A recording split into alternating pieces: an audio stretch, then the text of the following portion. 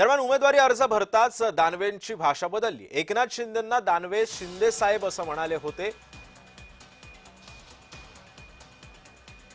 काल आपला उमेदवारीचा अर्ज अंबादास दानवेंनी भरला आणि त्यानंतर प्रतिक्रिया देताना शिंदेंचा शिंदे साहेब असा उल्लेख अंबादास दानवेंनी केला।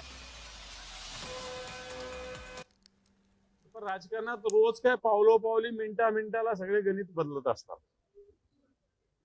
त्याच्यामुळं गुवाहाटीला आता 4 वर्ष होत आलेले। त्याच्यामुळे त्यांनी सांगितलं होतं त्यावेळेस मी देवेंद्रजीच्या सांगण्यावरून गेलो। आज ते शिंदे साहेबांच्या सांगण्यावरून त्यांनी पक्षच विलीन केला। मला तर त्यांची भूमिका आहे।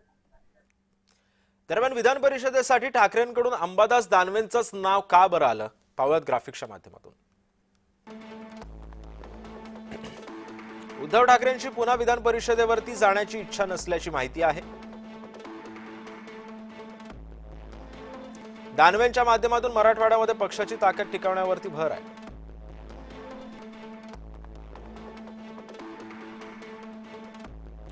छत्रपती संभाजीनगरमध्ये शिवसेनेचा प्रभाव कायम ठेवण्याचा प्रयत्न सध्या करण्यात आलेला होता, तो अंबादास दानवेंनी केला। विरोधी पक्षनेता म्हणून दानवेंची 2.5 वर्ष प्रभावी कामगिरी राहिलेली आहे।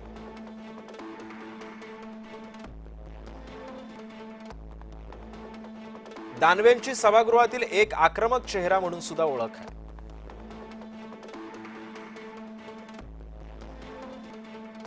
शिवसेनेतील अंतर्गत समतोल राखण्यासाठी दानवेंना पुन्हा एकदा संधी मिळालेली आहे।